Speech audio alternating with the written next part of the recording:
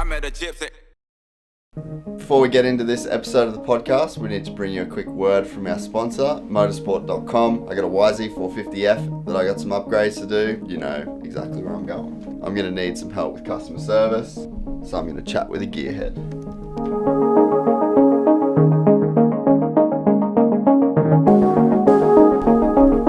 This box showed up. It has a 2007 KTM master cylinder, a Yamaha caliper, also 2007, and a Turner braided brake lines. I feel like this is a very good upgrade for $600. Need the old hanger, so we're gonna put a bit of grease on that and get it back on, bolt her up. Caliper has been done. Now this can just get bolted on. Now, shout out to Kiefer, who I think stole this off Doug Dubark.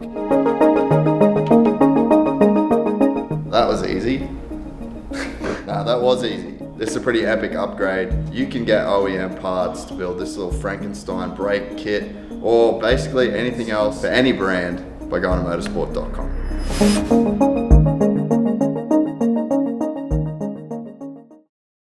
Righto, Gypsy Gang, what's up? We are going to do something a tiny bit different today. We're going to do a bit of a Supercross recap pod. I got Griff over there. He's got a mic. And we're just kind of going to go through the season. We got a week off. So there's no Supercross today, Saturday, when we drop this, even though we're recording it on Thursday. But we just wanted to give you guys something for Soupy Saturday so that you just don't go without. I'm going to be bummed. Are you going to be bummed, Griff? This weekend? Mm. GPs are on, so. Oh, true. Yeah, we got the GPs. We got F1. MotoGP. So they're still racing. There's just no Soupy. So yeah, we're gonna go through. I missed last round. I literally haven't watched the highlights, anything. So maybe I should watch the highlights when we get to the last round. But it's been a wild season so far. Oh, am I supposed to? Griff's new to this. Yeah, Griff's new to the old being on camera thing. Yeah, super wild season. Where do we start, Griff? What do we talk about first? What was on the... You got the list there? Oh. Maybe let's just start at Anaheim. It was your first Anaheim. Sure. How was it? First time ever Supercross in the US. A lot different to Oz Open, that's for sure. What about like Redcliffe or Newey? It's a bit different to those. Yeah, totally different to that. I think we had a pretty solid... It wasn't the best A1. Like, it was a sick A1. I reckon the highlight of A1 for me was second quali. Just hearing the crowd cheer for Tomac when Jett didn't go pole. That was pretty sick. Like, just not the fact that Jett didn't go pole, but hearing the crowd reaction to that. Like, you don't normally get a massive reaction during quali because it's sort of just like the sport's not really set up like that. But those dudes were just going at it so gnarly that, when the Eagle came out on top, I thought we were just fully set up for a Eli Chase Jett battle at A1, but Jett went down, Eli went down, Chase kind of ran away with it. It's pretty much, you said it right. Griff's our editor, so you can tell that he's a little bit more used to just, cutting and shutting. On the other side. Yeah, on the other side of the camera. So yeah, we go from A1. What happened in the 250s at A1? Shimoda. Yeah, Shimoda just ran away with it. Yeah. And then we were all thinking, maybe this is Shimoda's year to just do a lot of damage. Deegan did crash from the start and then came back to like 5th or 4th or something. Yeah, that was a good ride. Where JuJu was on the podium that weekend. Yeah, he was second, and then Jordan Smith was third. Yeah. Smithy was third. So kind of a little bit all over the place. Not indicative of where the series would go from there. Took a turn, didn't it? Did take a turn. But overall, I think that was a pretty solid round one. Kind of got us off to the races, as they say. And then we rolled on to San Diego. That was sick. That was sick. That was a really good Supercross. Again, quali. Lit. The first lap, like the second lap, Hayden and Cole went in around and did that quad in the rhythm section. That was psycho. Yeah. I didn't think that they were going to be able to do that. That was so psycho. I loved that they left that quad in. It's been kind of the year of the quad. I guess. There's been more than normal. Yeah, they took that one out in Detroit. You know where Savachi crashed? Yes. But that's like a given. Mm. If something like that happens, they got to kind of take it out, right? Not really. I mean, I reckon they could have left it, but I don't know. Maybe they're right. I don't think it was like a game changer.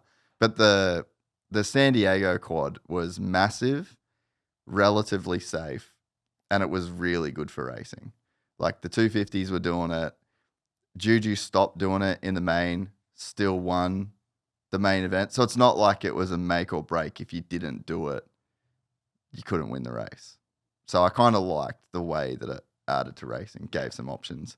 But yeah, that whole day was epic.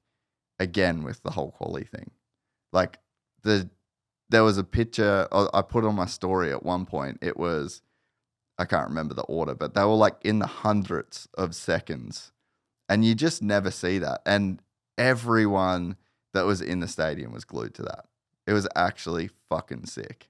So that's one thing that's one of the worst things about Jett and Eli being out, particularly Jett in quali. He is just a freak when it comes to throwing one lap heaters. Like massive freak at that. And I do miss that. I feel like there's a little bit less. Quali's backed off just a notch. A little bit, yeah. But with him other guys there. coming through now, I guess, makes it a little bit more interesting, right? Yeah, I think the racing side of it, you're always going to get good racing.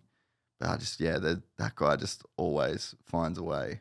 Like him at Arlington, with how gnarly the track was at Arlington, and that's, I think, when he goes. What, last year? No, this year. Like if he was at Arlington in quali, because it was gnarly. There was like the 3 out of the sand. There was like kind of some stuff. Well, that quad there, that Sexton quad, they like tamed it down, but Sexton said that, you know, you're able to still jump it, but like he just didn't. Yeah, but maybe like a guy like Jett could have, you know. Yeah. So, but yeah, San Diego was crazy through the day, and then that night show was sick, ridiculous. I was screaming like a little girl. Like I was jumping out of my seat at that race. And I never thought that I would not want Jett to win a main event. But I actually was like cheering for Eli to win that. Because you just know hindsight, but you just knew then like, Jett's going to win heaps of them. Like how many is Eli going to win early in the season? Like this gets the ball rolling. Like, for the good of the sport and for the good of the series, Eli wins a couple, doesn't retire. Just feels like there was a lot riding on him getting that win, you know? So yeah, that was one of the more epic races of the season. That was one of the best Supercross races I think I've ever been to. And I've been to a few now. Pretty good. 250s was sick too, right? The 250s was sick. Cole out front. Yeah. For a long time. And then JuJu just stayed on the rear wheel. First win. Got the first win. Yeah. You impressed by JuJu this year, mate? Yeah, but now it's obviously he's got like injuries, right? Or whatever he's got going on. But yeah, besides that, really impressed. I think he's East Coast now, eh? Like he's gone over to the East Coast to train? No, I actually saw an Instagram story with him and Prado mountain biking in Cali yesterday. Okay. Yeah, I heard before one of the races he went or like stayed in Florida. Maybe he just did like a little bit of a... probably in between Arlington and... Yeah, a little bit of a stint. That's probably the chink in his armor going forward.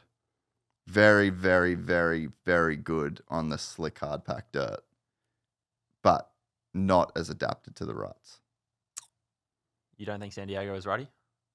Was it? I mean, it was. I think it's just like a different type of dirt though. Yeah. Bit stickier, a bit like grabbier. Yeah. It doesn't have that like loose on top, you know, like Arlington and Indy. Indy's pretty just... That's pretty gnarly. Yeah. Pretty grabby.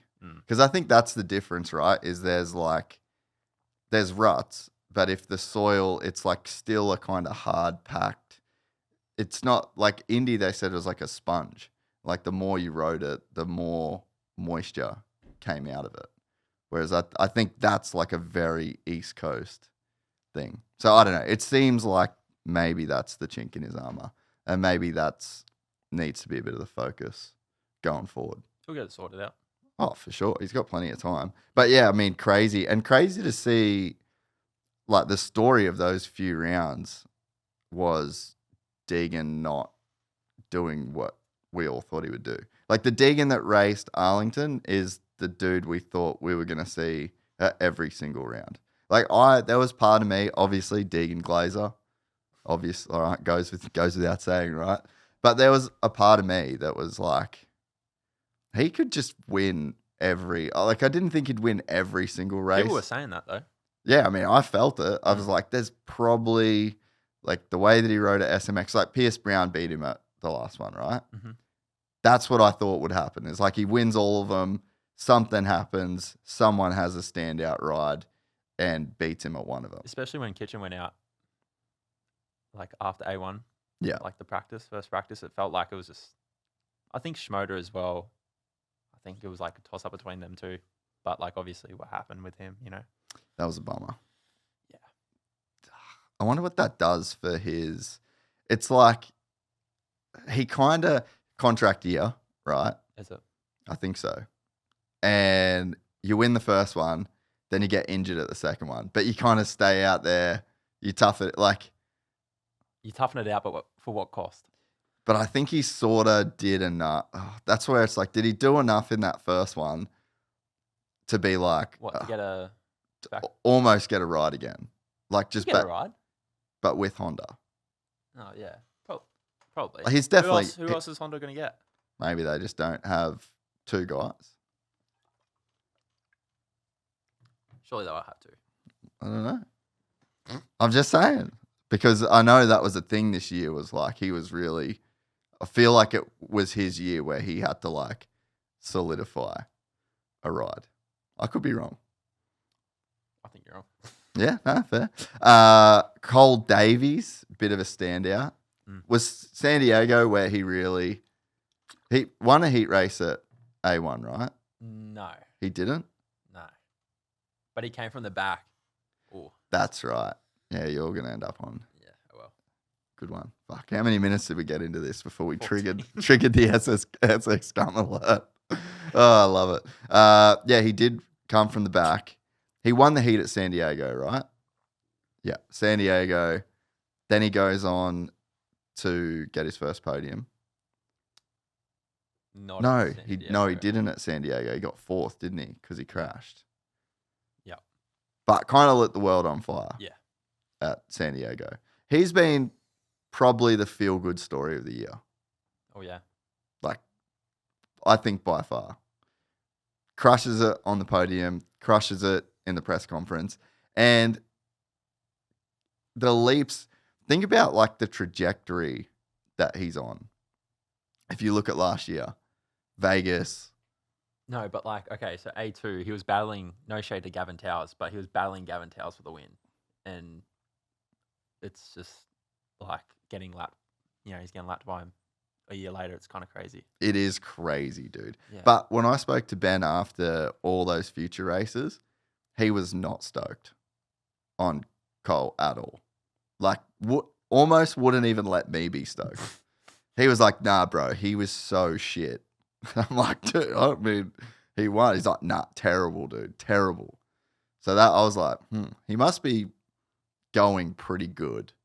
Or there must be something. There must be way more because he just won.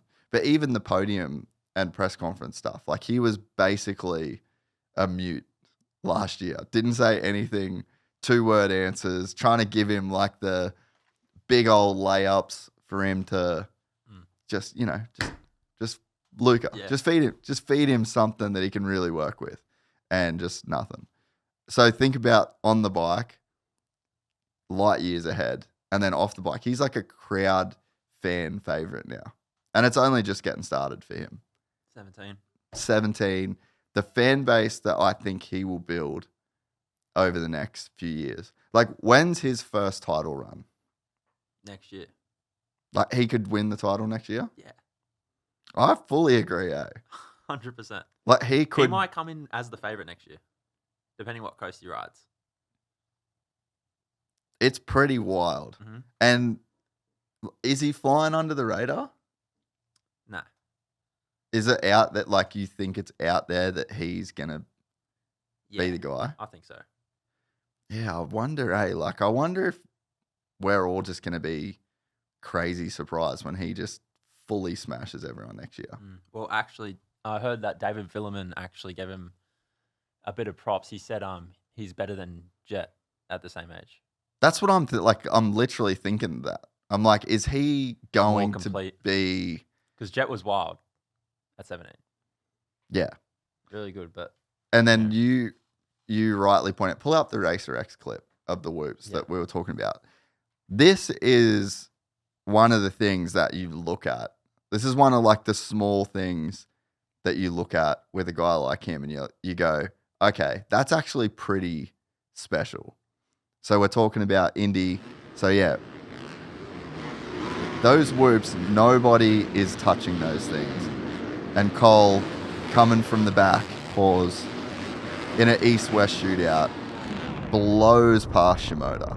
But just the commitment and the like obvious belief in his technique to be doing that the whole way through a main event in your rookie seat, like that right there, you could just unpack for a very long time of how gnarly that is.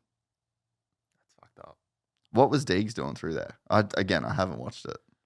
Oh, I forget. I wasn't really... Was he skimming It him? wasn't really on the broadcast during the main event, eh? Really? Wasn't really... It was pretty, just lackluster, eh? Nothing really much going on. I watched the first heat, I think. And then I ran out of Wi-Fi. What one that was. I think that might have been the West one. Where you had a clear track and it was, fast. And Maybe I watched the 450 heat, I think. But anyway, the Cole Davies thing, like, he might be the dude. And when you look at, can you pull up Jett's rookie season, just like what the numbers were? And I mean, no crashes, he got taken out in the first turn at Arlington. And that was kind of his first bad night. But he also was doing the Dirt Shark thing that day. Like, I wonder if that was a bit of a kind of a distraction for him, just like having a film crew and kind of like his first media type of thing that he had to do on a race day. What do we... So this is when he was 17. Yeah. So this is first Supercross? No, well, 2020 was his first, but then he only did like 4 of them, or the first, when he had the endo or whatever. Yeah. And then 2021 was his first full season. Yeah, without getting injured, but he was 17 at this time as well, so it's so it's kind of apples to apples in a way. And there was no futures back then. So how do we pull up the results here? Well, that's his results starting from here. Oh, they're on the side. So he went 6, 1, 3, 4, 23. What happened there? He crashed. He did the shoulder, didn't he? Was the one with Faulkner, wasn't it? No. Wasn't? It was it's hard to explain, but like he missed he fucking jumped across the start straight and like landed on a tough block and done his shoulder. Or didn't do his shoulder, but like he hurt his shoulder. That's where he hurt his shoulder, yeah. And then 5, 1, 2, 1. Who won that year? Nichols. That was the Nichols season. Yeah. So what's Colt's like? Pull up Cole's, just for apples to apples,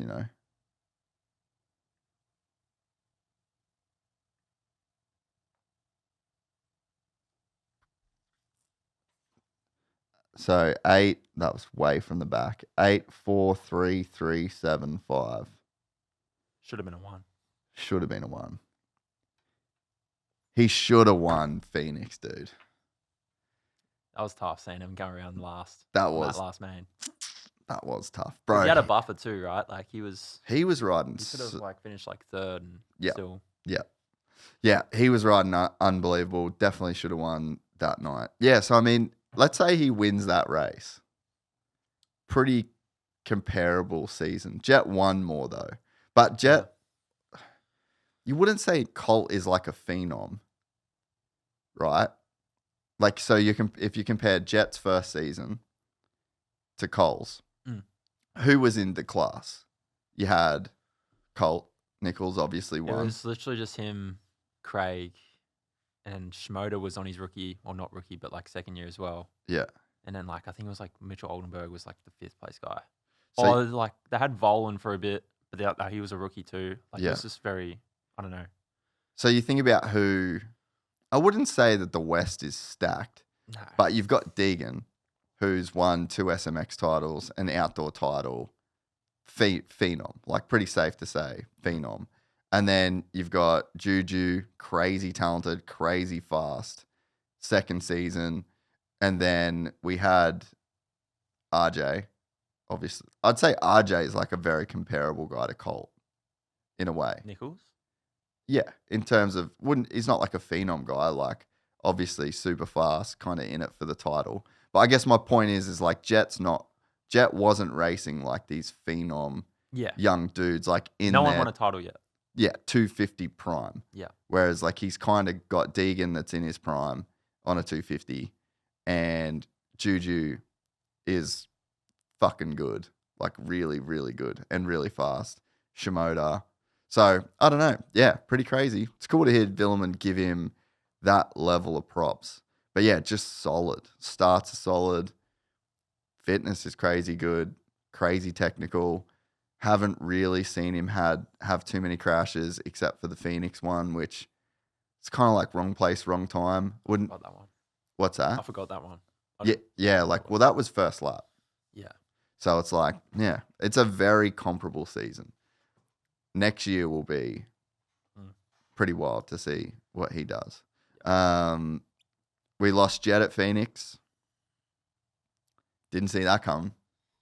Yeah. I knew too straight away, bro.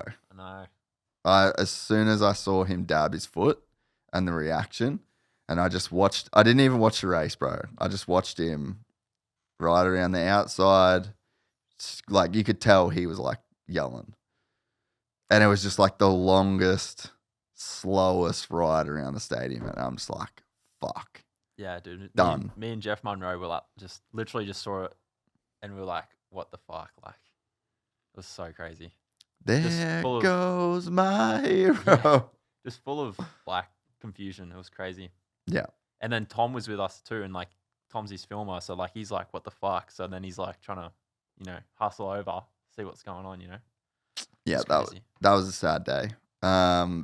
Chase looked awesome that night. Kenny looked awesome that night. Eli looked awesome that night. Cooper looked awesome that night. That was the night where I was like, Sexton's in this thing. Like, I really thought that he was a changed man from those races. So solid. I was watching in the first main, and I was watching him battle Kenny, and he was so patient. Kenny looked a little bit faster. His bike looked a tiny bit better, and he just solid picked away, and came away with the win, even though he didn't win a main. And I was like, that's kind of the Sexton I've been waiting to see. What are you looking for here? Oh, just what you were trying to look for. Yeah. That jump was unreal too. We can't call that a quad, but like, huge jump in Supercross. That's a 6. Absolutely love that. 82 feet. Yeah, Ricky just said that then. We had Hunter in the mix at this point too. Dude, we literally had the best Supercross season going ever. Up until this night. We got 3 rounds of the best Supercross season of all time. And now we don't, unfortunately. I don't know about these wall jumps too, man. They took out the there was a landing. I don't know if you weren't there, you wouldn't have known, but in first practice, they had a little landing. Kenny was the first guy to jump it, and he did it on the last lap, and then they just instantly took it out. And for the rest of the night, completely fucked everyone's wrists, knees, ankles, and wheels, because it didn't slow anybody down. It just gave them absolutely nowhere to go. Yeah, so this battle here, I was like, dude, Chase is got a real handle on this championship. But I don't know if you can see this. His shock to me looks not good here. And so apparently that's the complaint that he's been having with the bike is that, bro, look at that shit. That's insane. But apparently that's the complaint that he's been having is that the shock is fading, like the oil's getting too hot. But it just looks too soft as well to me. And I was sitting with Beaker, who's his agent, and we were watching just this main together. And I said to him that his shock looks really soft, especially compared to Kenny's. I don't know if they'll show it, but they were jumping the 4 over before the whoops. Yeah. And if you watch Kenny's, when him and Kenny are right next to each other, just look how much easier Kenny does it than Chase. And it looks like it's just in the rear shock being really soft. Dude, that had to be huge. Like, that was a massive statement for Coop to get that win in front of Jett. Rewind it a little bit and just see if you can see a lap where they hit that 4 over like I was talking about. Go back a little bit more. Yeah, you can see it right here. Wait, watching the left? But, yeah. I don't know if that's what you're trying to like. Yeah, nah. There was go back to more to the start when Chase was like really behind. Yeah, go. Yeah. So Kenny hit it there. Chase hadn't gone to that line yet. But yeah, you can just, I don't know whether that's one of the reasons why the shock's fading and they haven't had that in the past is because he's trying to run like a way softer, more comfortable setup. But yeah, at least I definitely felt like the bike was super soft then. But yeah, that was a huge night for Coop. And yeah, as soon as Jett and Eli went out, I was like, feel like Coop's probably going to win this championship. Be pretty crazy hard to bet against him. If you think about 2023, I feel like he's owed a championship. Who? Coop. What happened in 2023? Well, he got knocked out with like 2 rounds to go. Couldn't race the last 2. He did, didn't he? He was going to win that shit. Chase was not going to win that, dude. It would have been closer, right? What was the lead? Go see the point. Coop would have 100% won that title, bro. I'm pretty sure he had. Go look at. It was Nashville, right? It was. Maybe it was. It was Nashville. It was the round before Denver, I'm pretty sure. What was the round Atlanta? That was the round before Nashville, wasn't it? Yeah, I can't remember. I just wanted to see the points. Go back. No, like you'd be able to see it there, but you'd probably have to go back a fair bit. Or just type into ChatGPT. It'll know. Seriously. Just be like, what were the points when Cooper Webb crashed out of the 2023 Supercross season? Surely ChatGPT knows that. Fucking knows everything.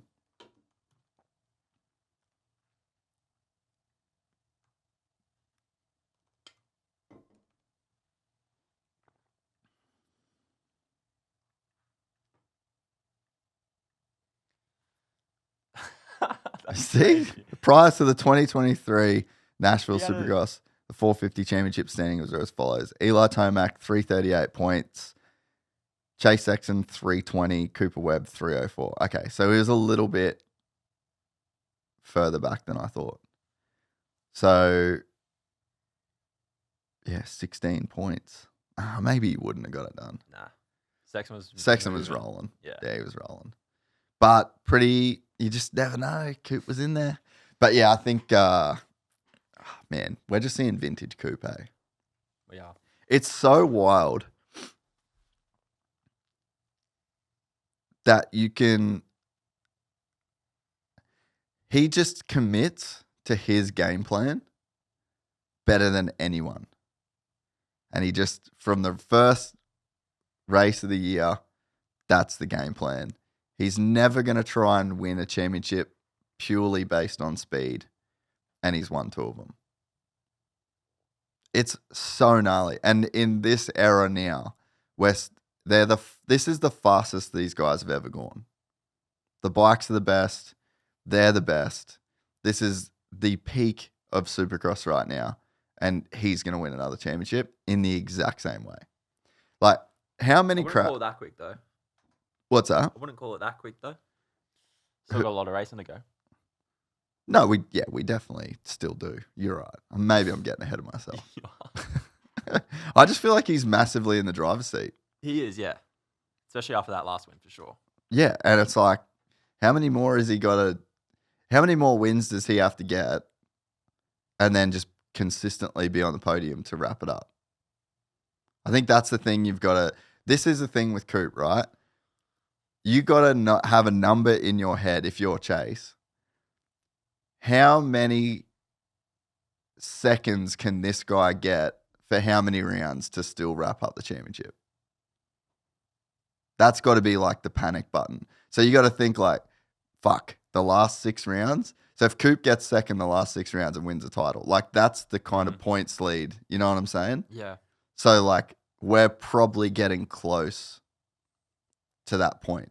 If he wins another, like let's say he wins 2 more races, then it's just like, just get second. I'm pretty confident Sexton's going to win this weekend, though. Or next weekend. Where's it go next weekend? Birmingham. You going? You going? I don't think I'm going, eh? Yeah, that's crazy. You're going. You're going. Wow. Sick. Good for you, bro.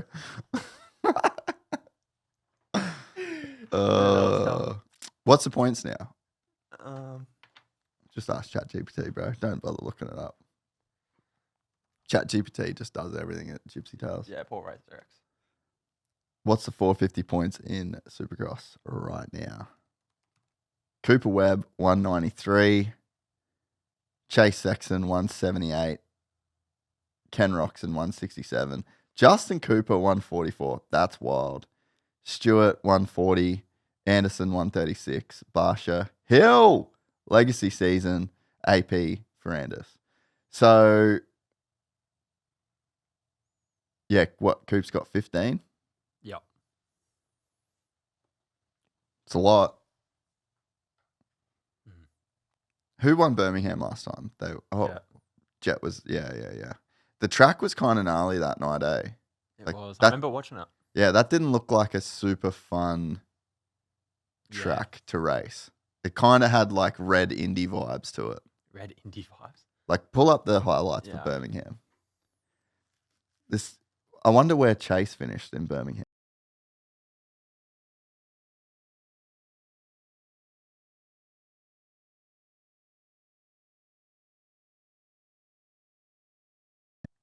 Oh, was it an East-West shootout? That wasn't an East-West shootout. No.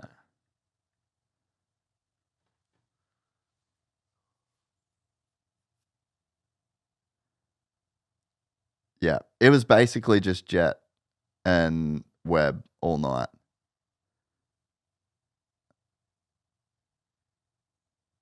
Yeah, Jett was on this weekend. Dude, I loved that Alps gear, eh? That was such a good setup. Oh, that's when he hit the fucking monster chick. Dude. That was so gnarly. And he didn't skip a beat, bro. I mean, he lost a couple tenths. But yeah, that was wild, dude. Has anyone ever hit a monster girl before that? No way. Not like that. Yeah, that was like properly just smoked her. You know, I bet he hasn't taken monster girl down in a while. AC was out there. God, miss AC.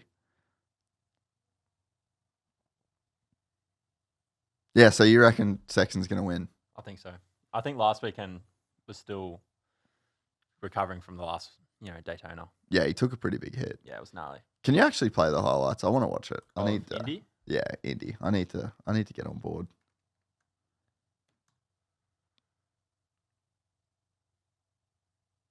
Maybe we can cut this in the edit, but need to actually watch it. What, start from here or? Yeah, just here's fine. Yeah, because I literally didn't see any of it. What do you think about the armor? I love it.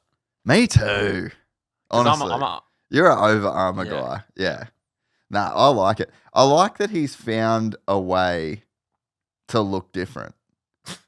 But honestly, yeah. you know what I mean? Like he's stuck running the same gear as everybody else. And he's just kind of figured out a way to just do his own thing. And you know that he said to everybody else too, like, none of you are running this fucking chest plate on the top. Like he has 100% had that conversation with everybody at Star. Yeah, maybe. I guarantee it, They- bro. I remember when they first. Oh, did you see that? No, go back. Who's this? Oh, Reynolds and Yoda. boys. That was a big shot, eh? Was that for That was the transfer? ninth, yeah, and then Hunter Yoda won the LCQ and then called him out. No, Yeah, saying like he blew his doors off and shit. Like it was pretty gnarly. but he didn't, did he? Nah, but I think what he was trying to say is that like Hunter was like beating him all year, Yeah, right. and then yeah, Oh, that is huge, dude. Wow. Max. Just really having a season, isn't he? I actually thought he would have been doing it a little bit easier. Oh, poor Austin. I wonder if the airbag went off. It'd be sick to actually see the thing go off. Those whoops are gnarly, aren't they? second heat as well. Yeah, only the second heat. Yeah,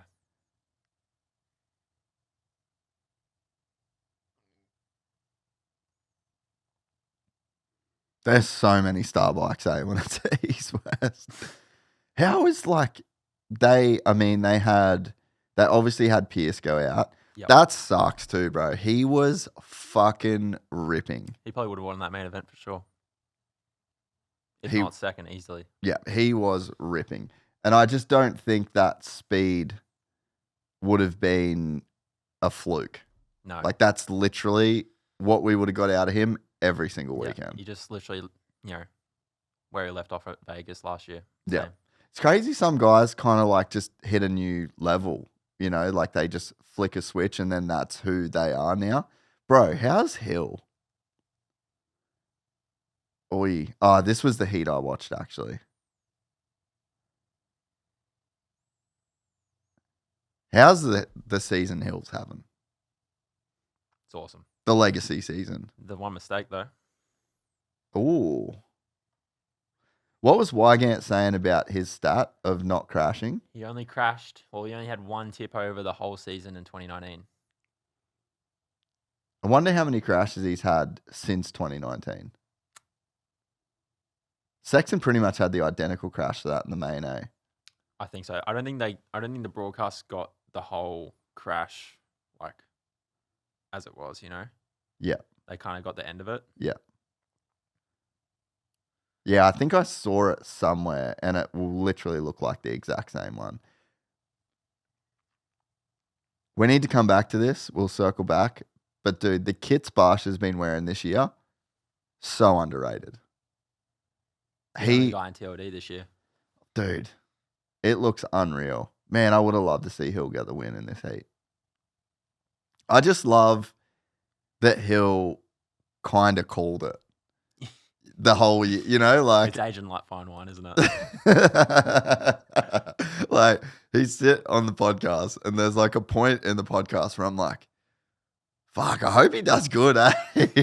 And he has done better than what he said.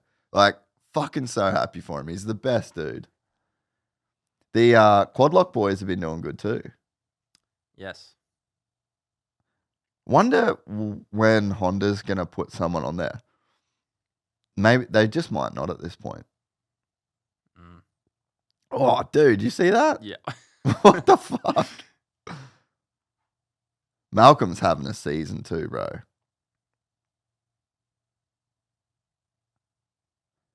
I think the whole broadcast at Tampa when Malcom won that heat. Like, we obviously just watched it from the couch that night at home. That was maybe some of the best TV that Supercross has ever had. Totally agree.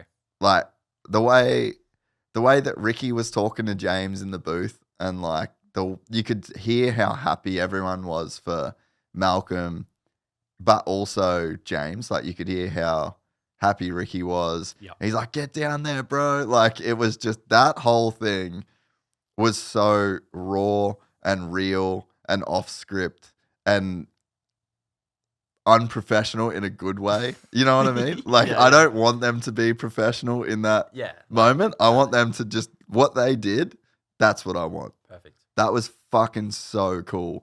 And then Malcolm's podium speech, it was in Florida. The whole stadium lit up. His family was there, friends of family. Yeah, dude. That's probably the highlight of the year for me. Yeah, couldn't agree more. San Diego main event. And that one. Then that. That was like the two. That was the craziest night of racing. Like, dude, I mean, fuck, we're going back in time, but Tampa was just a whole thing from start to finish. First lap of practice, what did I say? Track looks shit. Yeah. I was like, bro, don't like this track. This track looks shit. And that track was shit. Yeah, it wasn't a good layout. Just zero flow, zero anything. It was so notchy and just weird. It just had the weirdest. If tracks could have a vibe, just had a weird vibe. Yeah. And I didn't expect Tomac to break his leg without crashing. Yeah. But I just didn't think that track was going to do good things. And it really fucked our season. Yeah, it really didn't do good things, didn't it? It was a Pierce crash. Roxon. Dude. Yeah.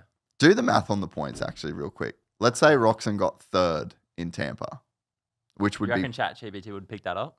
Or is that a stretch? Nah, put it in. Let's go. ChatGPT producing this podcast. If Ken Roxon got third at Tampa, where would he be in the points right now? He'd be 6 points. 6 off. If he got a third. I can't believe that picked it up. Dude, it knows it's shit, bro. Yeah, and I mean, look, we just insert my Ricky Stenhouse rant here, but I really feel like I've said enough about that situation. Yeah. Don't need to go there. No. The fans don't need to hear it. But yeah, that was just a weird night, weird track, weird everything. Took out the fucking Eagle. There Goes My Hero has just been on repeat this season, ever since Phoenix. And I'm pretty fucking off it, to be honest. But yeah, so Tampa, great, amazing night in one way. Complete devastation. It was a massive roller coaster of emotions. Wasn't it, bro? The highs and the lows. Anna literally went upstairs because she was just like, I fucking can't deal with this shit. Yeah, that was a heavy night, unfortunately. So where are we up to? Daytona? You want to recap Daytona a little bit? Yeah, a bit of a recap of Daytona. We did a Supercross Companion. That was epic. Ken Roxon, Florida paid him back. Yeah. That's what Daytona was. Daytona was Florida going, hey, my bad. We fucked up. There you go. Get a Daytona win. Yeah. The only thing, my only criticism, what is it? Daytona, Ken Roxon. Don't leave me hanging. Oh, the burnout. Yeah. All the photographers were just like running, dude. Everyone was running, and Ken was just like, woo, just kept riding. It's like, remember when Forrest Gump runs out of the stadium? Yeah. That's what he did. Yep. He Forrest Gumped the Daytona burnout. But he got the win. It was an impressive win too. Yeah. Man, and I think I heard somewhere that there was like a stat about him, how many races he's won outside the top 3 or top 4 or something. Like, so many of Ken's wins come when he is out front early. Like, that's his signature. Gets out front, runs away. Catch me if you can. but he just systematically picked his way through the field. By far the fastest dude that night, super technical, using crazy creative lines that if you watched on a quali lap, you would think that it was slower, like tripling up onto the outside, jumping off the way that he did. Like, it was so Euro in such a good way. Like, he fucking nailed that. And it was really, really cool. The whole Daytona thing, when you win a Daytona, it's just such a vibe because obviously the fans rush the podium. There's like thousands and thousands of people there. It's a little bit of a different production, how they produce it with like the TV and the podium and everything like that. So it's all such a big deal. The bike goes up there. Like, that's a cool one to win. And it was cool to hear Larry Brooks, who James Stewart, Chad Reed, Jeremy McGrath, like, he's worked with everyone. And he said that Daytona win was one of the most special wins of his career too. So, and I think it's just awesome as well that you got a 10-year-old motorcycle that is doing so well. And it just goes to show, like, that whole team is built around Ken, and they want to do what he wants to do. They want to make the motorcycle for him. And it's like you've got KTM with all the resources, the best personnel, the best of everything, and they have probably the best rider or the fastest rider. Can't figure out the bike, can't make the dude happy. And I think that's not a knock against KTM or Chase. This is one of the best things about Supercross. Yep. Like, if you're at the MotoGP this weekend and you're on the start line and you're not on a factory Ducati or one of the Ducatis, you're not winning the race. It's that simple. This weekend in Melbourne, if you're not in a McLaren, you're probably not winning the race. Ferrari. Maybe. Like, they're saying that Helmut Marko thinks that the McLaren's going to be a second faster. So I was like, okay, you're not winning the race unless something happens. And we're just in this awesome sport where a guy on a 10-year-old motorcycle with a really good crew, the right suspension guy that he wants, the right motor guy, the right mechanic, the right team manager can actually pull off a win on the biggest stage. So I think that's one of the coolest things about what we cover, I guess. Not what we do. We don't do it, but, you know, what we froth, I guess. And then RJ Hampshire. There's ever a dude that was built to win Daytona. It's RJ Hampshire, bro. Oh, yeah, he just fucking made it happen. I love too on the podium. I didn't pick him to win. Barrowman did, which is crazy. But he says all of the things that happened that day. His dad recently passed away. A fan gave him a jersey. Like, he just got on this roll of momentum and all of the things went right, and he wins the most meaningful race in the calendar. That to me was sick. Also, why the fuck are we not doing East-West shootouts at Daytona? Good question. That should be mandatory. Going forward, we don't race 250s at Daytona unless it's an East-West shootout. It's one of the coolest races. It's our Monaco. Yeah. You know, it's like, that's the one. All the guys want to win it. It's like a one-of-one event. You can't replace it. If they took that trophies. What's that? Doesn't have shit trophies. Epic trophies. Yeah. Epic trophies. But if you took the Daytona away, no round replaces it. Yeah. If you take Monaco away, no round replaces it. You can't like replace Daytona with Atlanta Motor Speedway. No. No. Never happening. No. So make it an East-West shootout. Let's see all of those freaks go for it. How many of your New Year's resolutions have you been able to keep so far? Well, I'm happy to report that I've been able to keep on track with my daily nutrition habits, as I'm still starting off each and every morning with AG1, the same way I have for years. 1 scoop a day, or one of the convenient travel packs when I'm away at the races make it really easy to stay on track with my health goals. For me, the benefits of taking AG1 every day are super clear. Firstly, it just sets the day off on the right foot. 5 minutes after I wake up, I've already checked a box. Secondly, after years of taking AG1, I know how good it is for my digestion and overall gut health. My skin is clearer and my hair and nails are healthier. I love that AG1 is NSF certified for sport, meaning it's been independently tested for quality. When it comes to my health, I want something I can trust, and that is why I choose AG1. AG1 makes it easy to support overall wellness every day, and that's why I've been partnering with AG1 for so long. And AG1 is offering new subscribers a free $76 gift when you sign up. You'll get a welcome kit, a bottle of D3K2, and 5 free travel packs in your first box. So make sure you check out drinkag1.com/gypsytales to start your new year on a healthier note. Also, I want you to touch on the Coty Shock podium as well at Arlington. That was pretty sick. That was sick, actually. Yeah, he's a dude that kind of crazy. Yeah, like remember we had him on the podcast years ago. 2021 had the outdoor season. Was like, I'm pretty sure he got like 5th in the last moto of the year or something. Like, I mean, a few dudes got out with injury. Privateer guy on a 450, probably weighs 145 pounds. Like, not a big dude. Just put down one of the best privateer seasons in a long time. Like, until Time Masterpool, probably the best. Yeah. Privateer 450 I'm season. biased, though. Yeah, I mean, I'm a bit biased as well. But yeah, I mean, that was a crazy, crazy, crazy good season. And that was 4 years ago. First ever race. First, 40th. Dude. How's that, bro?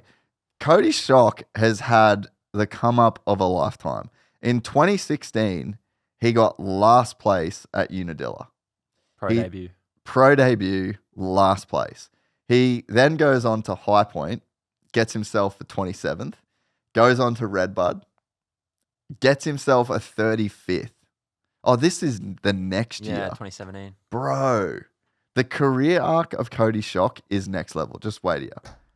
Pro debut, does one race in 2016, gets a solid 40th. June 2017, 27th at High Point, 35th at Redbud, 26th at Unadilla. So he's climbed 14 spots over last year. Then he gets a 25th, a 23rd, a 31st, a 29th. Almost gets points at Budds Creek. 26th at High Point, 31st in Florida, 15th at Southwick gets points, 15th at Redbud. Oh no, dude, I'm skipping years. So go down. 2017 ends at Budds Creek. 2018 comes back for more. This time on a 450. So 2 years later, he's on a 450. 23rd, 31st, 29th, 21st, and then calls it after Budds Creek. 2019, he comes back. He's on a 450 again. 26th, 31st, 15th, 15th. So he's a top 15 guy. So 3 years later, top 15 on a 450. Goes to Millville, gets 21st. Goes to Unadilla, gets 22nd. Another top 15 at Budds Creek. Damn near last at Ironman. Supercross debut. Makes his Supercross debut in Salt Lake 3 in 2020. 19th. Not off to a good start. Makes the main though. Salt Lake 6 gets 21st. That must be his first. He must have done Supercrosses before that, but that would have been because race recs don't pick up on, non-qualifying stuff. Yeah. So that must have been his first main event. Yeah. He goes to Loretta's. No, they had a national at Loretta's. That's right. Yeah, so then he's on so this is so 2020, 18th, 20th, again on a 450, 17th, 20th, 39th, 22nd, 10th at So- Fox. So he raced the 2021 Honda that race, I think. Like the new one, what the one. Yeah. How the fuck do you remember that? That's crazy. So then 2021, he's on a Honda 250 West. Now he's like kind of finding this is where he's on Phoenix. Yeah, so this is the Phoenix Honda season. So then 12th, 9th, 11th, 12th, 14th, 10th. So he's been in the top 15 every race. 7th, 10th, 18th. Now we go into the 450 outdoors in 2021. 15th, 18th, 13th, 11th, DNF Southwick. Damn near DNF's Millville. Doesn't like Millville, apparently. 15th at Washougal, 10th at Unadilla, 9th at Budds Creek, 6th at Ironman, 7th at Fox. That's crazy, dude. 12th at Hangtown. Bro, he got 6th in the 450 class in 2021. And then, just the next Supercross season, not good. Go up. Yeah, it was a bit of a slump from then to. Yeah, like then he just. That's kind of what I'm saying, right? Like, if you're getting 6 in the 450 outdoors, I mean, obviously it's different. But yeah, like, I really thought after that season he'd get more support for one and he'd just be off to the races.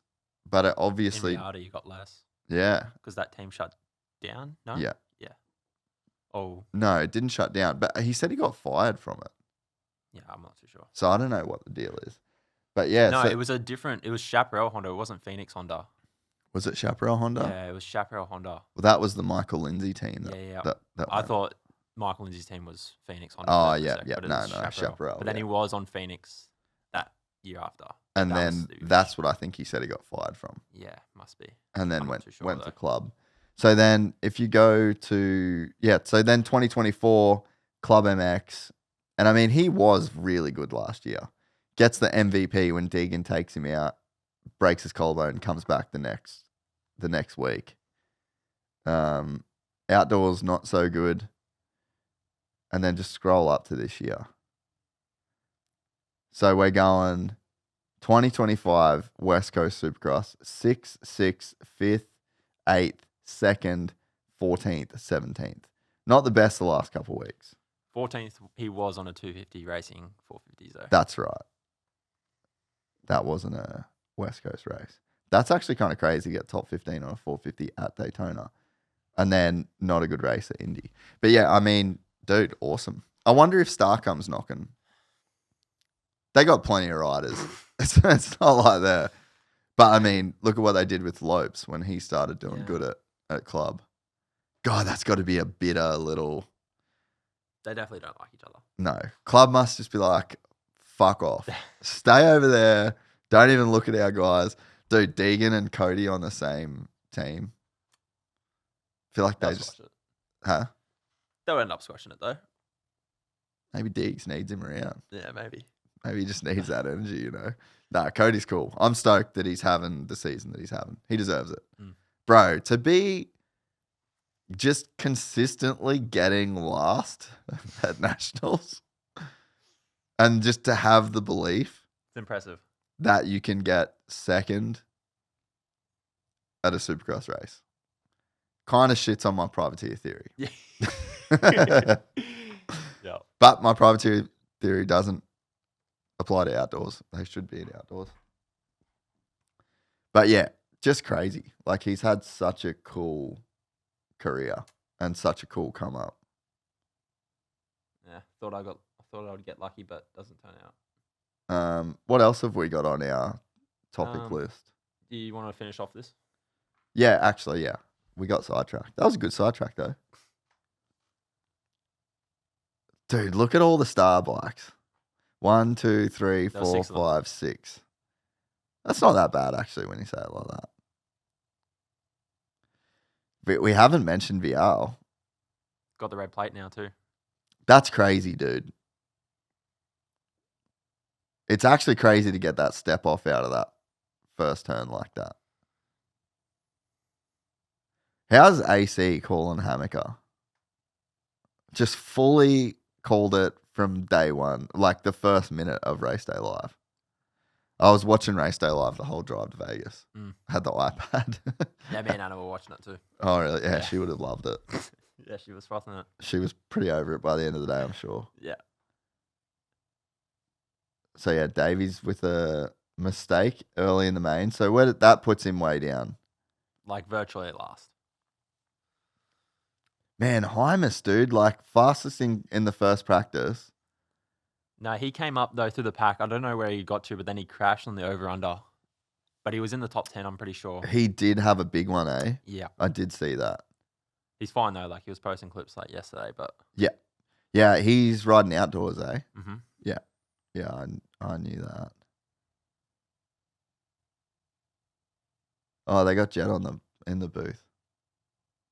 Yeah, so they're all jumping through the whoops at this point. That's how this whole thing started. So Cole is with 6 minutes to go, and he's 8th. So he passed, like, basically everybody. He's right up Nancy's ass. I feel like Mumford's had a pretty good season, eh? Or, like, he's had good speed. Dude, what? Davies passed JuJu? Yeah, that's a good ride, bro. Oh.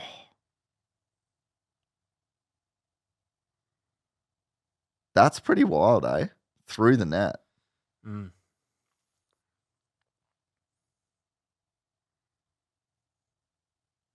Yeah, look at Cole through the whoops, man.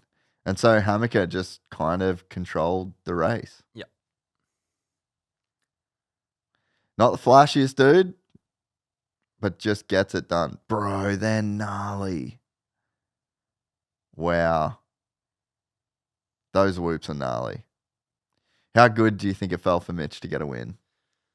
That one would have felt extra special too. Because, Hammaker, won his third ever Supercross and then nothing really panned out in between that, What do you reckon? Injuries? Yeah, that's pretty much what it comes down to, right? Like every single time he's been racing Supercross, like he's like a podium guy. It feels like every time he's out there, Yeah. Like it's not like he's shit. It's just like Yeah. Yeah, there's just so much there's so much luck, and just your body has to be in such a good place, and just like the compounding of like solid weeks on weeks on months on months on years on years. Like I always say it about Hunter, like if you look at where Hunter was, you would just never think that he's going to be the guy that would be battling Jett to the last point in SMX like 3 years later, but it just took year after year after year of solid work and foundation. And you just have to build such a base. And dude, the dog pound is the best environment. Like the vibe there is all time. It's Burner's the man. You got the boys around. You got Drew Adams there. You got Chase there. You got Dan Truman there. Like that's such a cool place to be. Like he fully lucked out in getting to be at that on that program, So it doesn't surprise me, like you said, great rider. And then now in the kind of environment where he actually can progress and do well, it's like not a surprise at all. Fuck that start for Kenny, that's like a huge championship blow right there, eh? Yeah. He kind of not out of the championship, but like he really had to be almost perfect, as in just never outside the top 5 for the rest of the year. Yeah, we need to creep through Barsha's Instagram in a bit because I feel like the Troy Lee kits have just been on fire lately. Same with Fly, actually. Should we give Fly a bit of a shout out? Yeah, why not? There's a couple Fly kits I'd rock this year, 100%, especially on a Yamaha. The black and red stuff that Coot wore at Phoenix, lit. The Arling. He wore that at San Diego. Oh, was it San Diego? Yeah, he was. That's what I meant to say, actually. He was running the the J-Law kit. Yamaha Troy kit at Glendale, like the teal or the baby blue or navy, you know. That was lit, bro. Yeah, San Diego and then Arlington, lit. And then honestly, the St. Jude kit was pretty cool as well. Yep.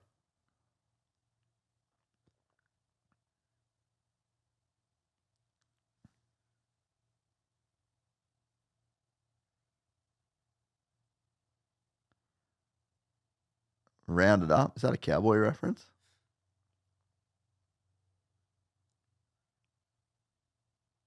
Cooper's been solid, man. Oh, yeah, you didn't say that. Who was that? Savachi. Oh, that was fucking huge. Oh, that poor bastard. That was the same as his crash with the quad. That's why you don't take quads out. Because it's like... It's on the... Oh, that's as bad as it gets. Yeah. Oh, poor bastard. But yeah, I mean, that's kind of like... That can just happen anytime you're doing a big jump in Supercross.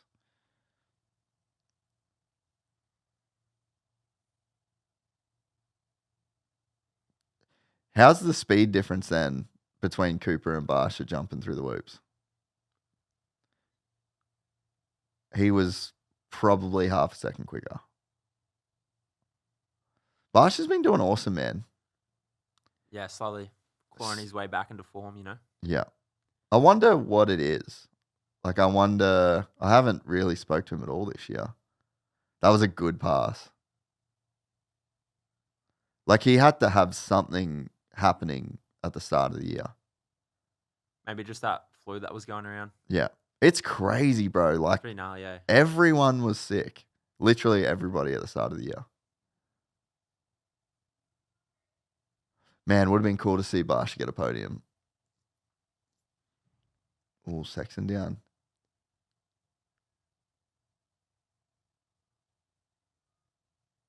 Wow.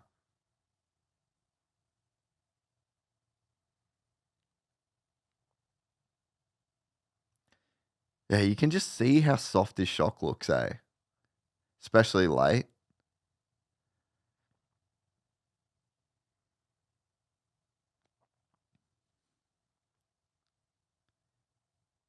Yeah, 8th all time in points. It's pretty impressive. 8th in wins. Yeah. That's pretty gnarly, bro. It is pretty gnarly when you actually think about it, eh? Who's on the list with him? What, on active riders? Well, he's 8th all time. So who is it? It's James, Eli, Ricky. McGrath. So yeah, sorry, McGrath, James.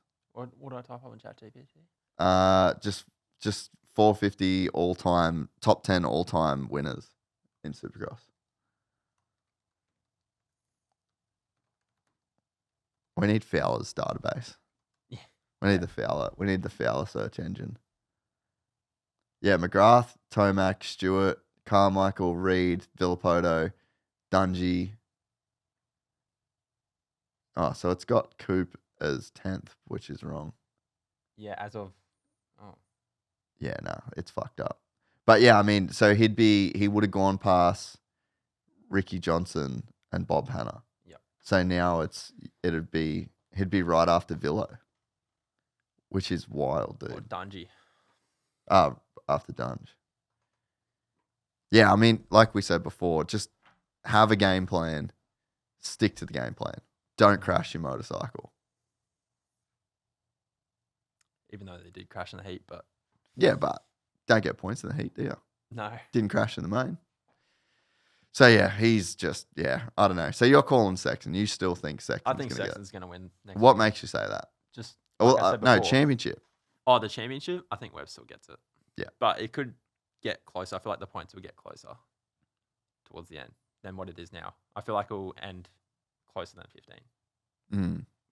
You think that's valid? I mean, maybe. Maybe. It's pretty hard. Yeah, very hard to say. Yeah. But yeah, I don't know. I honestly, as soon as Eli went out, my gut instinct told me that Coop would get it done. I just think it would be with the form that he's in, especially like Phoenix. winning that main event with Jett right behind him. That's Also, what was it? Like he was, his record at Glendale was really bad. Like I forgot what his that's all-time. right. But people were like saying it coming in that he had bad form at Glendale, like historically. So Yeah.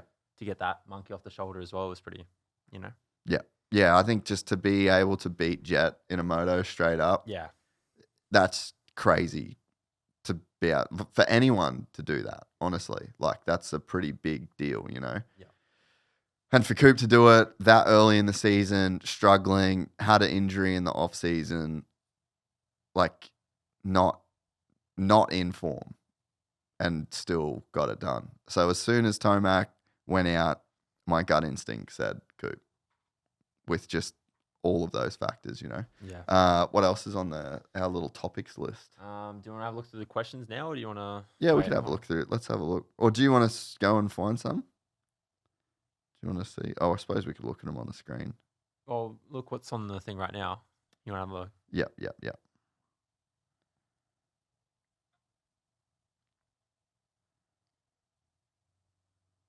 Are you just going to read it off your phone? No. Yeah. So Eli getting injured. He'll return to racing, but will it knock the wind out of his sails? Well, I think with Eli coming back, it's purely just gate drops. Yeah. Like that's why all. he wants to come back before outdoors. Yeah. I mean, he can win the outdoor championship for sure. Yeah. So I think he has to come back. He has to do some racing, and any race that he comes back before Jett bumps up his percentage chance of being able to win the title, right? Like just purely on a numbers thing, like the race pace, race intensity. Like, dude, think about it, Jett's been out for a long time. Yeah. Like a long time. Like, it's like in the single digits the amount of races he's done, like probably in a year span. Yeah. Or probably not a year, but like since the start of outdoors, right? Yeah. He's probably only done, 8 or 9 races? Yeah. Like that's a lot of time to be off the motorcycle. Yeah. And Eli did the World Supercross, did SMX, got a couple more rounds in to this season.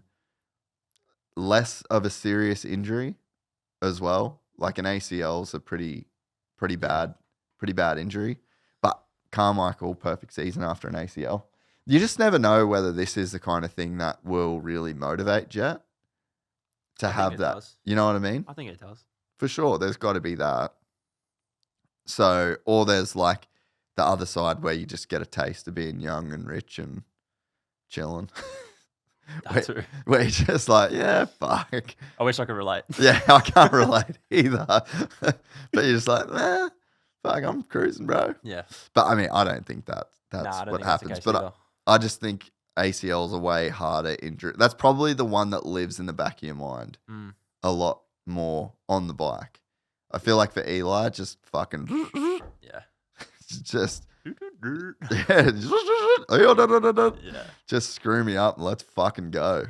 Just the talk setting sweet. All right, happy days. Yep. So yeah, I think he races back to get out there as quick as possible. Does not care about the results. It's all just race pace. Also, think about it from Star's point of view, bro. What are you trying to say? Points. What do you mean? You're not picking up what I'm putting down? Not. Nah. Cooper Webb versus Chase Sexton. If you can put a bike in between.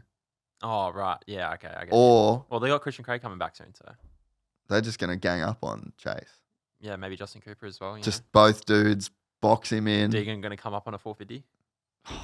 Dude. That would be so sick. He could. Could you imagine? If he wraps it up before... Okay, so what if Deegan wraps up around early before Salt Lake? This probably will never let's happen. go. This probably will never happen. Let's go. But he wraps up before Salt Lake, and then, Sexton crawls in, and it's like, a 3-point margin between the two going in, and then they just bump him up. You put 5-star 450s on the line. Yeah. Dude, I would. If you were Star. If you were Bobby. If you were Bobby, That's 100% what you're doing. Yeah. And you're going, okay, you need to qualify around Chase. And you just stack him up, box him in. Coop's just riding on to his 3rd championship. That's not outlandish to say. Yeah. I wish Deegan would. I wish he raced Daytona on a 450. But he's too... I mean, that's just wishful thinking. Like, you can't risk a 250 championship. Nah. Especially when Especially he hasn't when you haven't had won one yet. Yeah. You reckon he could wrap it up early? What's the point? I think so. Oh, I actually don't know how many races they got left, but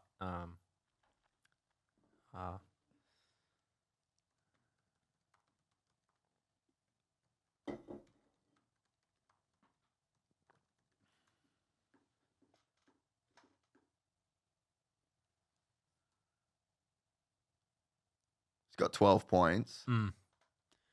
we need a 25-point lead buffer. Mm. And I think there's another East-West shootout in between Salt Lake and Rock. Makes it hard. It could, like, especially... Or it could make it easier.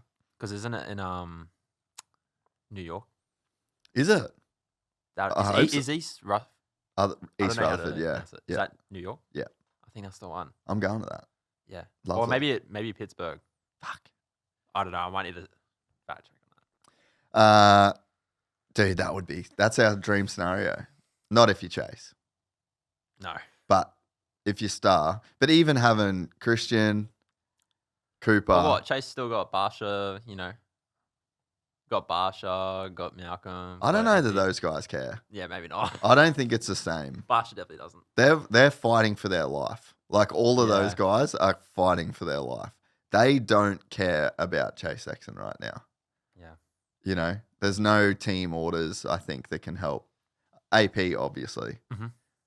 But yeah, it could literally just be 3 star bikes out there just to stop Chase from doing anything. Yeah, that is a pretty... That would be so hectic. Yeah. It's probably a 95% chance that doesn't happen, though. But, just speaking out of our asses, Yeah, as we do. As we always do. All right, go back to I saw Prado on there. That's a shame. Yeah. I was really enjoying watching Prado out there. And I think he was doing good. But he probably was doing too good, to be honest. Like, flying a bit too close to the sun. Like, you just kind You needed of... to, like, work your way into it a little bit more. Yeah. But maybe he was, though, like... I think he was going too fast. Yeah. Like, because he can go that. Like, he is that good. Yeah. But I just think racing Supercross is so different to riding Supercross. Like, just the awareness of... And there were times that I think we spoke about it on the A1 Supercross Companion. Like, just move... He was doing some real GP lines out there, Yeah. So I just think he should have probably played it a touch safer. But you can crash anywhere. Yeah. You can literally... Where did he crash? It was on the It was turning A2. rhythm section, right? There was a rhythm It section. was the turning one, wasn't it? It had the kink in it in the middle? No? It was... Nah. I'm pretty sure it was, eh? Are you sure? I'm pretty positive because it was like in the corner of the stadium. It was... I'm pretty sure it was after it was A2, right? Yeah. So I'm pretty sure it was... Or was it the one after the finish? No, before the... Yes, after the finish. Okay. You go after the finish, left, and it was at the very end of that rhythm section. That's where he... I think... Because it was in that corner of the stadium. You think it was in that corner of the stadium? Or I thought it was the other one. Have a look. I was getting ready to do race day live, so I was not near the track. But Okay, watch out. where do you reckon it'll be? When did Webb go over the bars like that? Race day that live. was that was after the Yeah. that was a fucking gnarly crash, dude. I don't know where to look for it. Nah, that's all right. But it was either way. It was in. You might have been right. It might have been in that rhythm section. But yeah, I'm stoked for him to come back outdoors. Yeah. Because he's going to be fucking good. He's going to be really good. But yeah, I just wish he got that compounding effect, you know. And then we haven't talked about Hunter either going down. That sucked. That was another Tampa. Yeah. Fuck Tampa. Me personally, I like Tampa, but What do you like about it? Baker Mayfield. I'm not saying fuck Tampa on a complete total spectrum. Yeah. I'm just saying fuck that race. What, you don't want Supercross to go back there? No, just that weekend sucked. Oh, okay. Like just fuck that weekend. Yeah. Except keep Mookie winning. But yeah, that was a rough one. Go up a little bit. I think we kind of covered everything else that's on this, really. Why doesn't Honda get a fill-in rider? The teams lose money having two 450s on the track. I don't know why they didn't. I mean, there's a lot of sponsor stuff at play when it comes to this. So you could get Dean Wilson, but he's got this sponsor and this sponsor and this sponsor. And you could get Joey Savacci or Shane McElrath, but then they've got all of the quad lock and that. Like, there's just all of these teams have so much sponsorship money coming in, tied into these guys that there really isn't an easy way to do that. That's why if my privateer idea was a thing, then Honda probably would have two of the really high-end, like I don't know who you'd say, but high-end dudes that are just paid to ride. Maybe like a Jeremy Hand or something. Yeah. Guys that they're on the bike, they're at the test track. A Justin Starling or a Jerry Robin. Yeah. Jerry Robin, Justin Starling. Great example. Yeah. Two good guys, always in the main events, don't have that much support, don't get to ride that well, don't have practice bike mechanics. Just they do it way tougher. You give those guys factory mechanics, they're at the test track every single day, they're on really good equipment, they don't have to drive to every practice track, wash their bike, like they can do the whole pro thing. Maybe those guys get quite a bit better. I probably would. I completely agree, but they're never going to get that chance. So I think that's where it comes in. You lose two of your guys. Oh, well, you've got backup guys. Trying to think who else would be like the perfect dude for this. Or even when guys retire. A Rodriguez or something. Like Trey Kennard. Yeah. Like imagine a couple, like he's probably too many years removed now. Or like Barsha. Let's say Barsha retires because he doesn't get a ride. But he's got that test rider, reserve rider deal. And he's still grinding. He's still riding. He would have got almost a whole season. Yeah, like a Hanny and Rockstar. Yeah. You know, you have those guys and they actually invest in them because it ain't that much. Like Jerry Robin, I'm sure, would froth on 60 grand a year. That ain't that big a deal for factory Honda to then have a guy that can go out there, put the bike, like that progressive deal, I'm sure is worth a lot more than 60 grand a year, you know? So like you've already got the bikes, you've already got the test track, you're just adding one more dude that steps in automatically that's ready to go. And then while he's not racing, make him go do arena cross, make him go do this, go out and do other races. Or maybe just let the privateers race 250s. How do you mean? Oh, yeah. Yeah, 250 class. Yeah, I don't know. Anyway. Do you want to... Yeah, let's look at some questions. Yeah, I couldn't find it, or I couldn't get the questions up on the laptop. But you got it on the phone? Just pick some good ones. By our mate at SMX come. Oh, legend. Shout out. Do we see J Coop come out on top at one round this year? I mean, he could. He definitely could. I mean, I feel like he would probably have to. It's not a win. I don't see him getting a straight up win. I could see a whole shot and just checking out. I think something else would have to happen though. You know, like I don't think if Coop started behind him or if, I don't know that he's there yet. I think if he got a win, it would be like the stars aligning for a win. Where like Mookie, for example, that was a win. Straight up, no matter how you cut it, even if Chase didn't crash, he was probably going to pass him. Like straight up win. I don't know that Justin Cooper has one of them in him. Doesn't mean he won't get a win though. No. I could definitely see more podiums too, like especially in New York. Yeah. Like I could see him getting on the box at New York. I think he could just get on a run, I reckon. Because he didn't really have the best start at Indy and made it happen, you know? Yeah. Yeah. Fuck. We're definitely falling off because, you know, we don't have many. Really? Don't have many? Gee whiz. Oh, we have a fair bit, but not like, you know. What are they? Let me have a look in here.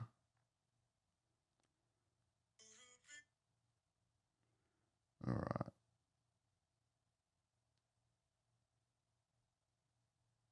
Where is it? Instagram story, bro. But where do you find the... You just swipe up. Oh, there you go. Night show, 2-race format, 450, 250, 2 mains each full season, East-West futures, no quali. 2-race format. What do you reckon about a 2-race format, like outdoors? Nah. I do, as much as I want certain things in Supercross to change, I do like the main events. Yeah. And just having like what do they do? 3 Triple Crowns? Yeah, the 3 Triple Crowns That's fine. that's like far. I think that's like far enough away. That's like the max you want. Yeah. Dude, Phoenix, if you were at Phoenix live, I don't know what it was like on TV. That shit was lit, bro. I was losing it for the entire night. Mhm. That all 3 mains were unreal in both classes. Like, I would honestly have more Triple Crowns. Yeah. How many?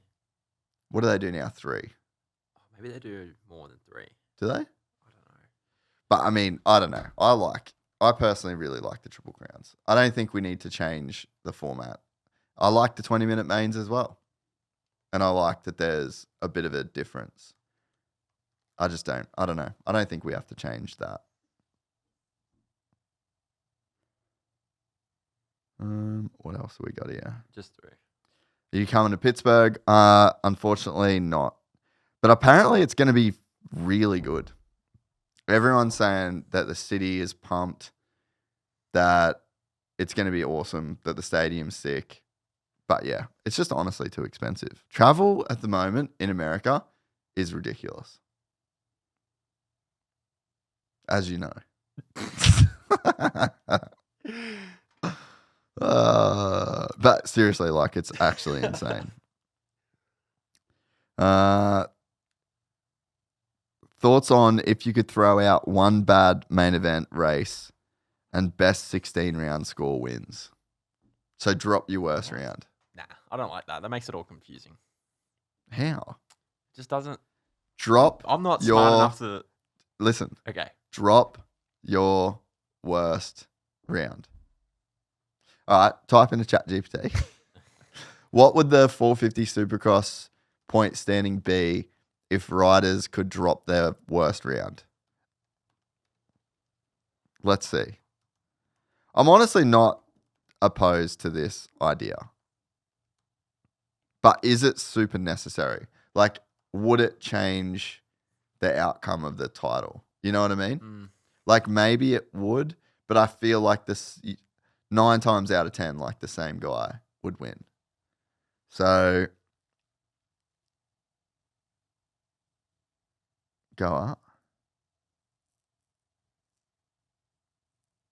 I don't think that changed it didn't do it right. No, it didn't change anything. Nah. But I mean, the only thing is, if you could drop your worst result, Kenny would be in second. I think that would be really the only change. Because Chase, I mean, it would be different, but I think the order, like, obviously the points would be different. But yeah, Kenny would be different because he's had a DNF, but also probably be very similar. Yeah. What do you think? Do you think Kenny could have, let's say they had radio comms, right, and they told Kenny that his chain was off. Do you reckon he could have put his chain back on and salvaged some points? When he was sitting in there, he didn't sound too confident, so probably not. Yeah, true. And the heart rate would have been going up, like, you know. But I don't think it's that hard to put your chain back on because you just kind of got to like get it around the bottom and then walk it forward. But because he wasted so much time sitting there kicking, and then the bike obviously wouldn't go anywhere. Then I honestly wonder, it was just off the back. Like you could have fucking. That's one I'm like, I wonder. But yeah, I'm not against dropping your worst round. I think you'd probably should do it with like 3 rounds to go. Because if you're racing and the winner crosses the checkered flag, and then they're like, all right, got to drop your worst. Oh, he actually wins. That's not cool.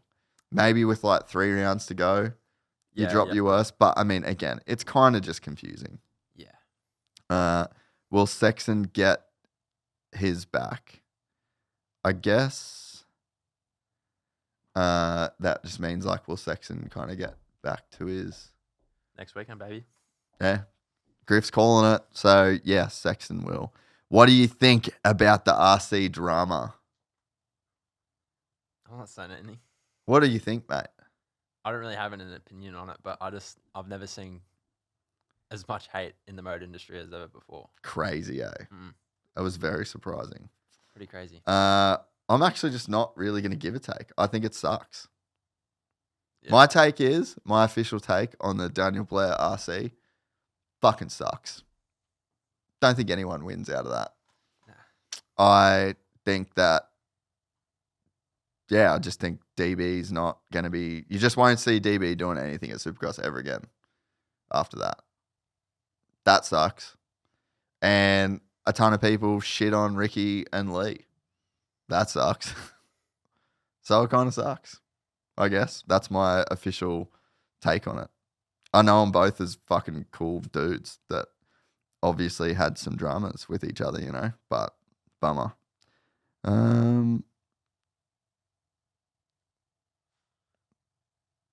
Does JuJu make a charge at all for points, or is he cooked? Did you see this and not want to read it? Are you trying to keep me safe? I don't think that's a new one. How many points is he down? He's back a bit now, right? 12. Did we not just look at it just before? I think it was 12. He's not cooked. No. I just think Deegan's on a run. I just think, and I think all of the Salt Lake's going to be hard packed, but it kind of wasn't last year. But yeah, I don't know. I just think Deegan's got his mojo back. California was not kind to Hayden Deegan. I think California really California'd Hayden. Yeah. I don't know what's true, but I heard some fucking crazy shit. Good on him. But yeah, I think he got back to Star. He got on the program, and he's fucking back. So yeah, I don't know. That's going to be hard to deal with. Like when he's on and ripping, hard to deal with. So I think that's where it is, But JuJu, hell of a season. And JuJu's got a bit of an injury. Yeah. That's going to be hard to deal with. They have a good break now, though, don't they? A good break. Yeah, they do have a break, actually. Yeah. When's their next race? Seattle. I remember when I hurt my shoulder, I did my rotator cuff, and fuck, bro. It was the worst for ages. I'm obviously not an athlete. I probably didn't do the same amount of rehab, but that sucked. Like it was such a shit injury. What do you think that Feld has improved / worsened on compared to years in the past? Race day live. Big up, bro. Yeah. I text JB and AC. We got our little race day live group chat. I was driving to Vegas, watched the whole thing from start to finish, and it was unreal. Like they had the horseshoe set at Indy, looked crazy professional. The energy was awesome. Those two are just like really finding their groove together. That shit was sick. Mm-hmm. That is the biggest up for Supercross. Like the fact that I can spend all day Saturday, I got enough time between race day live and the main event to go for a mountain bike. Yeah. Like it's fucking perfect, dude. Yeah. Just, it's not the whole day. Yeah. So I'm like kind of stuck because if it's on, I'm watching it. Yeah. Like I ain't fucking leaving. No. Except for C&B practice. Mm. But I'll just do some other shit. Work. But like I get enough time to go for a ride, cook a nice dinner. Not me personally, but you know, you get like it's a good spacing, and those boys are crushing it. So massive up on Race Day Live. Press conferences. Press conferences are definitely better this year. It's actually worth saying as well. What makes it better? I just think people in there, or more people. I think the riders are coming around to it. Yeah. Like they understand the importance of it. Yeah. Yeah. I think they're seeing the value in it. And it's one of those things, right? Like, it's a relationship. The riders have a relationship with the media. The media has a relationship with Feld. Feld has a relationship with the riders. And I just feel like the relationship is getting better. Everyone's putting in a little bit more effort. Yeah. And just like any other relationship, two people put in effort, the relationship gets better. So I just think, the guys see a bit more value in it, gets a lot of views. There's a lot of cool clips that come out of it. Like, look at Cole Davies, for example. Crazy come up this year. Got a Whittaker deal. Based on the press conference. Yeah. You know, like the guys actually get a chance to be themselves. They have a chance to have their say. Fans are engaging with it. Tons of people watch it. So press conference, another big up. And also I did the media thing at the UFC last week. And Supercross fans are spoiled with the access that the media gets. So like, granted, I was like the lowest level dude there on the weekend, but basically you get there, you go to a booth, they give you your pass. There's a media tent behind the stadium, and then you get escorted by a staff member from the UFC up to the press ledge, which is like above the nosebleed section. Yeah. And then you come back down to the press tent and do the press conference. Like, you have zero access to the riders, zero access to fans. Like, it's just so different. And I'm sure that there is media people there that like have more access, but I just generally think that the way that Supercross, and it's like, it's probably good and bad in some ways, because everyone is so close to the riders that you probably don't get guys. Like, there'd be dudes in the press conference that could just say whatever the fuck they want. Yeah. Because they're like never going to actually see those same guys. with NBA. Yeah, very, very similar. So Supercross is in a kind of a unique position where the media has like crazy access and has more like personal relationships. Yeah. So there's good and bad in that.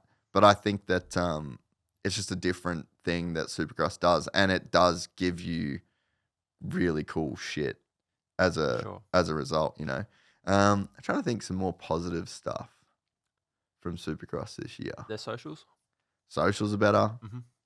Definitely. I think everyone's socials have like the riders' socials, like. Yeah, and also like, you know, Vitals, RacerX's, like swaps, like everyone, MXA's, like it's just all, you know, lists. I'd agree with that. What else has been better? I just think Supercross just gets kind of like gradually better every year. Yeah. Like they are. Things that are worse, still no movement on comms. But that's not really a big deal. Like, that's just me sucking. Yeah. But like, realistically, like, I don't think the sport's gone backwards at all, really. No. I just kind of think it's gotten better, like incrementally got better over years past.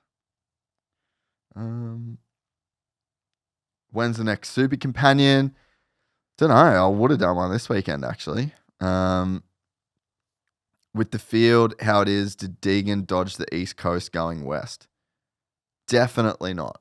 Polar opposite. I actually think, regardless, all right, Levi Kitchen didn't dodge Deegan. Yeah.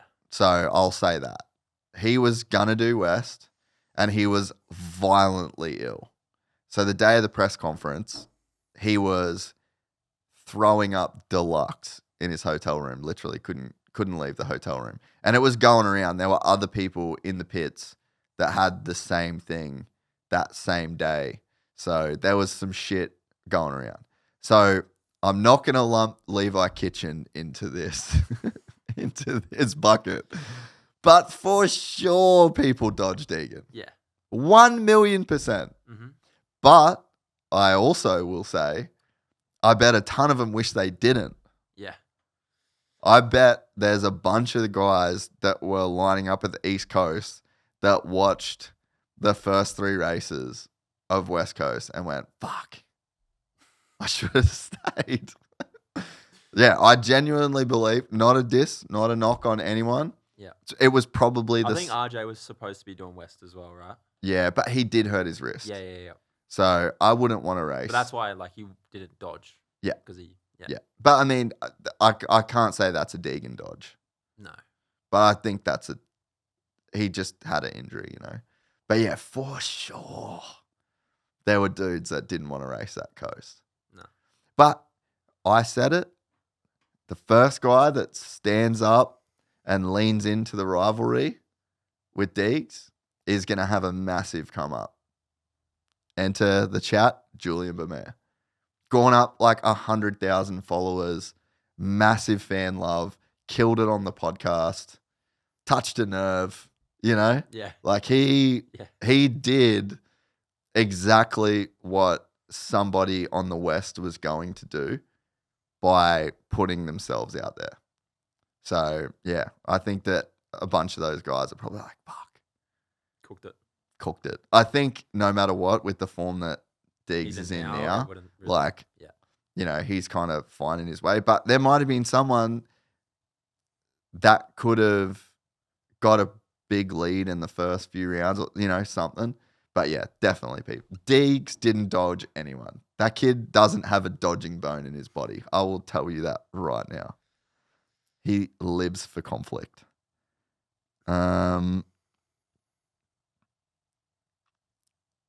That's it. Sweet. We fell off. What else, Griff? Anything else? Unless you want to go back to the thing real quick. Thai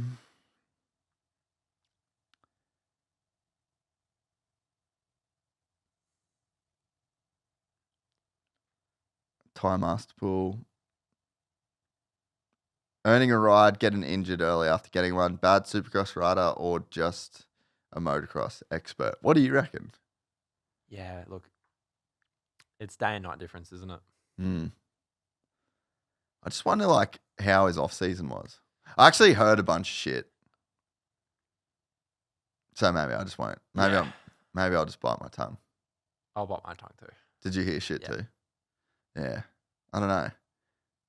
He should be really good. He should be, if, you know, okay, I hope he just leaves Supercross outdoors up until now, till Parla, and we'll be fucking sweet. And we'll be challenging the Deegs for a title. You reckon? A title? Yeah, that's a bit of a... 12 races. 11, actually. 11. 22 motos. I think so. That Redbud moto last year was fucking pretty all-time. Yeah, that was pretty sick. That was an all-time moto. But yeah, I wonder what I wonder what the deal is. Like, just think he just likes doing his own thing. Yeah. And maybe just hasn't, if you're going to do your own thing, maybe he just hasn't figured out the way that his own thing works for Supercross yet. Like, obviously doing his own thing works for motocross. Yeah. But yeah, I don't know. I think that he got a bit unlucky. I think that they should have put in Drew Adams instead of Masterpool. Yeah. Because Drew Adams was ready the whole time. Yeah. And obviously he got hurt at Phoenix, but he was riding great. Yeah. Like, really, really, really good. So I think they probably should have put Drew in first. That's kind of what that role was for. Totally. Let Ty take a bit longer the East. To do the full East. I don't think, like, they robbed him of a championship. I mean, obviously not. Like, I don't think he was going to be a championship guy in Supercross, but I think he probably could have just done with more time. Yeah. To get ready. So, yeah. But I don't know. I think he just likes doing his own thing. Is there anything else? Nothing really. We've just Probably just Kenny. Like, Kenny get the championship. I think Indy probably was a bit of a knock to his title chances. Yeah, I was gonna say dagger, but not really a dagger. It's but not just- over. No, definitely not. But just He had Takes to a be lot of- really good. now he needs to be. Now he needs to be really Yeah, good. yeah. Like, he needs to rip off like 3 wins in a row, Yep. kind of good. Yep. So it's going to be hard. Anyway, this was fun. Thanks, bro. No, thank you. It's cool. Anyway, we just wanted to give you guys something to enjoy during the weekend off. I'm going to try and ride. I haven't been doing enough riding lately. I hope you all get out and have a bit of a ride. Been dealing with a lot of rain here in Southern California. Might go off to the high des, hang out with Kiefer. Chris Kiefer pod's out right now if you guys want to watch a bit of Gypsy Tales over the weekend. But that's it. Thanks very much. We'll see you guys soon. Hopefully Supercross Companion in Alabama if I don't go. Probably not going. Griff's going. But we'll see you guys soon. If you enjoyed this content, please like and subscribe. And to listen to the full 3-hour podcast, search Gypsy Tales in your favorite podcast platform or click the link in the description below.